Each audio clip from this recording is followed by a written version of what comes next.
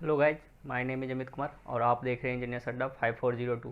तो हम यहाँ पे जानते हैं कि हम कंटिन्यू कर रहे थे क्या कि ब्रांच के बारे में, ब्रांच का एनालिसिस कर रहे थे आगे कि कौन कौन सी ब्रांच हमें लेनी चाहिए। तो उसी सीरीज़ में मैंने कंप्लीट किया था क्या क्या, इलेक्ट्रॉनिक्स किया था, सीएस किया था एंड मैकेनिकल ब्रांच किया था। अब उसके आगे क्या कर रहे हैं, इलेक्ट्रॉनिक्स एंड कम्युनिकेशन। इस ब्रांच की थोड़ी सी इमेज मार्केट में थोड़ी अभी ख़राब हो रखी है, लेकिन इतनी भी ख़राब नहीं है कि जिस तरीके से हम सोचते हैं कि ये गंदी है।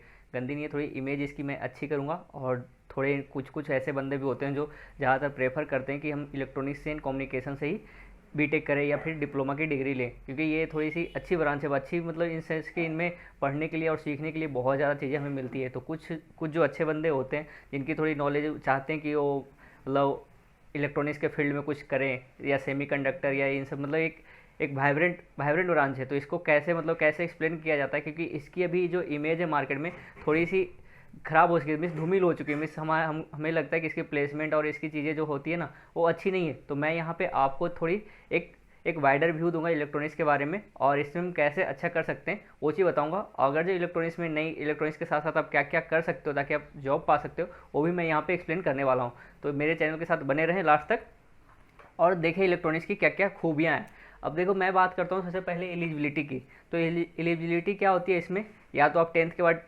डिप्लोमा कर लो, या तो आप पीसीएम 12th पीसीएम के साथ करने के बाद क्या डिग्री कर लो। तो यहाँ पे बीटेक कर लो या बीई कर लो, यहाँ पे ये होती है। तो एलिजिबिलिटी क्या हुआ, 10th या 12th के बाद यहाँ पे होगी। अब देखो यहाँ पे इसकी इसकी डिमेरिट क्या होती है, जैसे यहाँ पे बोलते हैं कि यहाँ पे मतलब बहुत ज़्यादा पढ़ना पड़ता है। तो यहाँ पे आप देखो, यहाँ पे दो सेकंड में क्या लिख रखा है, कॉलेज। अब देखो यहाँ पे क्या होती है ना कि कुछ कुछ इलेक्ट्रॉनिक्स एंड सीएस ब्रांच ऐसी ब्रांच है जो कोई भी कॉलेज स्टार्ट कर लेता है। मीन्स वहाँ से आप कोई भी अगर प्राइवेट कॉलेज देख लो या गवर्नमेंट कॉलेज देख लो, तो वहाँ पे जल्दी सबसे पहले स्टार्ट किया जाता है क्या, इलेक्ट्रॉनिक्स एंड कम्युनिकेशन, क्योंकि इसमें ज़्यादा इक्विपमेंट लगती नहीं है। आप कंप्यूटर सेटअप कर दो और कुछ लैब्स बना दो, आपकी ब्रांच ये चालू हो जाती है। तो वहाँ पे इसलिए ये ब्रांच ज़्यादा तेज़ी से मतलब हर जगह आपको मिल जाएगी। लेकिन आज के कुछ डेट में से आप गुजरात गवर्नमेंट में देखोगे कि वहाँ पे कुछ कुछ कॉलेज में कुछ कुछ सीटें कम किए जा रही है, इलेक्ट्रॉनिक्स की या इंस्ट्रूमेंटेशन की, इस तरह की ब्रांच की सीटें कम की जा रही है, क्योंकि इनकी डिमांड अभी मार्केट में कम हो गई है। लेकिन एक टाइम था जब इसकी डिमांड मार्केट में थी, और ऐसा ये देखो ये रोटेशन वाइज चलते रहता है। डिमांड और मार्केट की जो डिमांड होती है वो रोटेशन वाइज चलती रहती है। जैसे अभी इलेक्ट्रॉनिक्स की डिमांड कम है, लेकिन एक टाइम फिर से आएगा कि वहाँ पे फिर से डिमांड बनेगी। इससे बीच में क्या होता है, मैकेनिकल और सिविल की डिमांड कम हो गई थी मार्केट में, लेकिन फिर से अभी देखो अभी सबसे हाई पे चल रही है।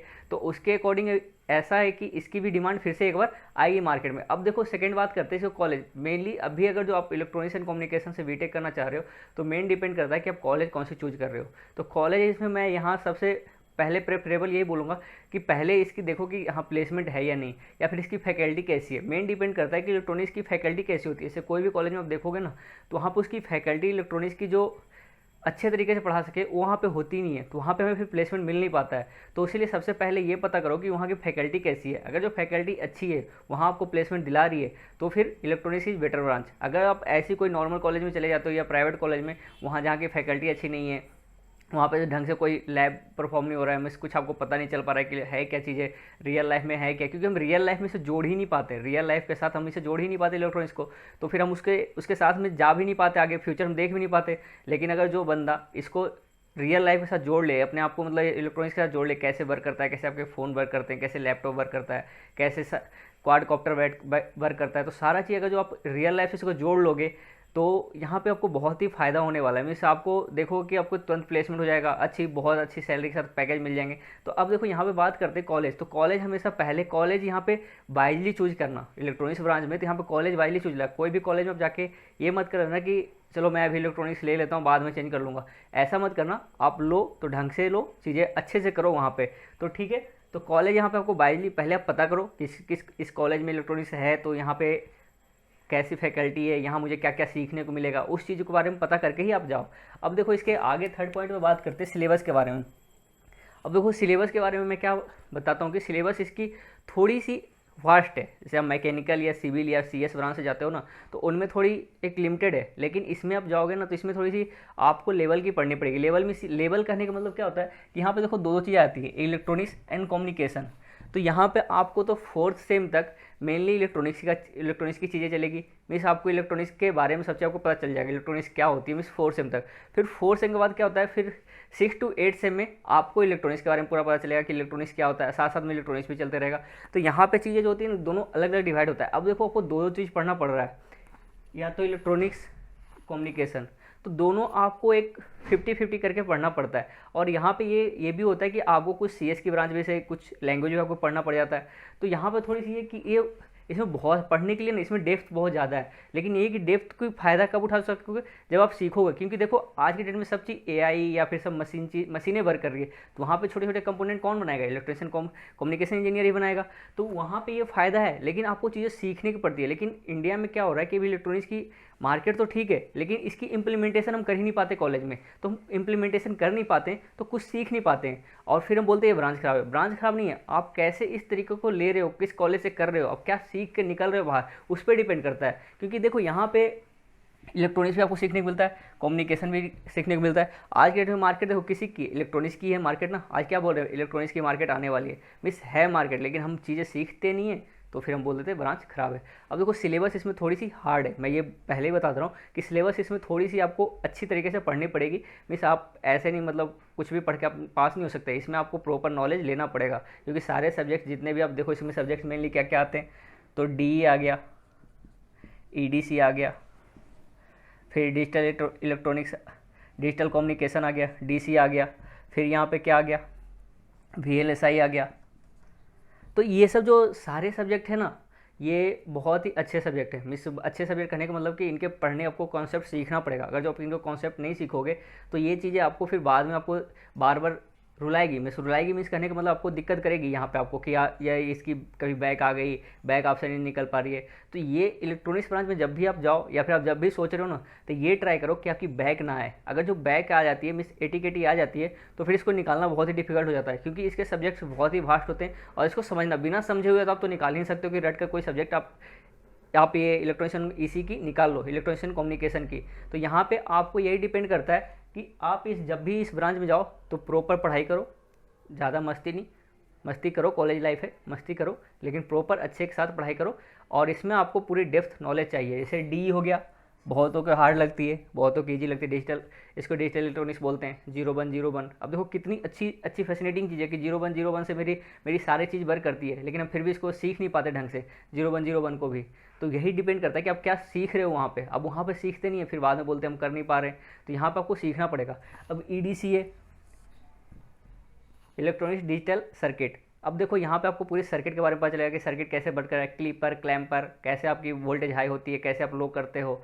तो ये सारी चीज़ें आपको पढ़नी पड़ेगी यहाँ पे ढंग से, चीज़ें कैसे आपका रेक्टिफायर वर्क करता है। तो चीज़ें आपको सब कुछ सीखने को तो मिलती है, लेकिन उसको इम्प्लीमेंट करना पड़ेगा, हमें सीखना पड़ेगा। उसको हम रियल लाइफ में यूज करेंगे ना, तभी जाके हमारे इलेक्ट्रॉनिक्स एंड कम्युनिकेशन ब्रांच हमारे लिए सही हो पाएगा। अब डिजिटल कम्युनिकेशन, उसके बाद देखो डिजिटल कम्युनिकेशन है।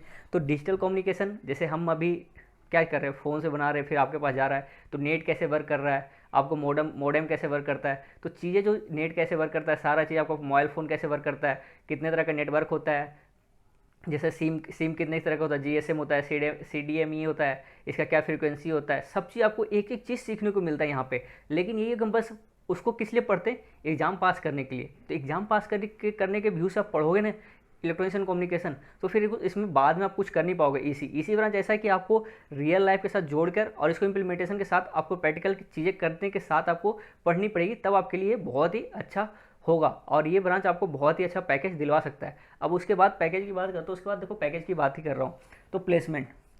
अगर जो आपने एक डिसेंट कॉलेज से किया है और आपकी पकड़ है इलेक्ट्रॉनिक्स पे, आपको 50% भी पकड़ है, तो आपकी पैकेज आराम से ईजिली दूसरे ब्रांच से रिस्पेक्ट में अच्छी जाएगी यहाँ पे आपकी पैकेज। तो यही मैं बोलूँगा कि यहाँ पे पैकेज की टेंशन बिना किए आप पहले पढ़ाई सीखो, चीज़ों को आप सीखोगे ना, तो फिर बहुत आगे तक जाओगे। फिर फ्यूचर की बात करते हैं। अब देखो इंडिया में क्या है ना, इंडिया में थोड़ी सी मार्केट अभी इसकी लो चल रही है, मैं ये सच्चाई बोल रहा हूँ। इंडिया में अगर जो करना चाहते हो इलेक्ट्रॉनिक्स कम्युनिकेशन, तो इसकी थोड़ी सी मार्केट लो है। लेकिन आप बाहर निकलो, कोई भी आप यूरोपियन कंट्रीज या फिर अमेरिका, कहीं भी बड़े बड़े ऑस्ट्रेलिया या कोई भी बड़े बड़े कंट्रीज में जाओगे ना, तो वहाँ पर इलेक्ट्रॉनिक्स की डिमांड बहुत ज़्यादा है, क्योंकि वो इंप्लीमेंट कर रहे हैं, चीज़ों को देख रहे, सीख रहे। तो वहाँ पर आपको बाहर जाओगे, या फिर इंडिया में जैसे बेंगलोर चले जाओ, हैदराबाद चले जाओ, जहाँ बड़े बड़े जो शहर है ना, मेट्रोपॉलिटन सिटी, वहाँ पर इसकी डिमांड अच्छी है। अब देखो यहाँ पे एक और बात करने वाली बात क्या है कि आप इसको चूज़ तभी करना ना जब आपका इसमें इंटरेस्ट हो। अगर जो आपका इंटरेस्ट नहीं हो तो इसमें मत जाना। अगर जो विदाउट इंटरेस्ट आप ले रहे हो कि बस हम कॉलेज में ले लेते हैं अभी और फिर बाद में ब्रांच चेंज कर लेंगे, तो देखो ब्रांच चेंज नहीं हुई तो फिर आपके लिए दिक्कत हो जाएगी, क्योंकि आप बिना इंटरेस्ट के आप इसमें पढ़ नहीं पाओगे और सीख नहीं पाओगे, और सीखोगे नहीं तो फिर इसमें आपकी बैकें लगना स्टार्ट हो जाएगी। बैक जब एक बार लगेगी तो इसमें निकालना थोड़ा सा डिफिकल्ट पार्ट होता है। तो इसीलिए मैं यही बोलूँगा कि जिसको इलेक्ट्रॉनिक्स एंड कम्युनिकेशन में इंटरेस्ट है, जो चाहता है इस फैसिनेटिंग ब्रांच को सीखने के लिए ढंग से कि चीज़ें कैसे क्या वर्क करती है, वही इस ब्रांच में आए। और इसमें फ्यूचर बहुत ही अच्छा है, आप इजीली इनिशियल सैलरी 50 से 60 के कमा सकते हो। और देखो इसका एक और फायदा होता है कि इलेक्ट्रिशियन कम्युनिकेशन ब्रांच वाले ईसी वाले बच्चे को देखोगे ज़्यादातर वो किस में चले जाते हैं, तो सीएस के फील्ड में चले जाते हैं, प्रोग्रामिंग के फील्ड में चले जाते हैं। क्यों चले जाते हैं? क्योंकि उनको वहाँ पे भी कुछ कुछ लैंग्वेज सीखने को मिलता है, C++, जावा, इन सब लैंग्वेज के थोड़े से ओवरव्यू मिलता है। तो इसलिए क्या होता है, उनको वहाँ भी फ़ायदा उठा लेते हैं। तो ये चीज़ दोनों फ़ायदे की चीज़ें, अगर जब इलेक्ट्रॉनिक्स कम्युनिकेशन ढंग से कर रहे हो, अगर जो नहीं भी आप कर पा रहे हो, तो कोई अगर CS नहीं मिल रहा है किसी को, तो इसी में आके पढ़ के आप CS के फील्ड में भी जा सकते हो, क्योंकि यहाँ से आपकी प्लेसमेंट उस फील्ड में भी हो जाती है। तो इस ब्रांच में तभी आएँ जब आपकी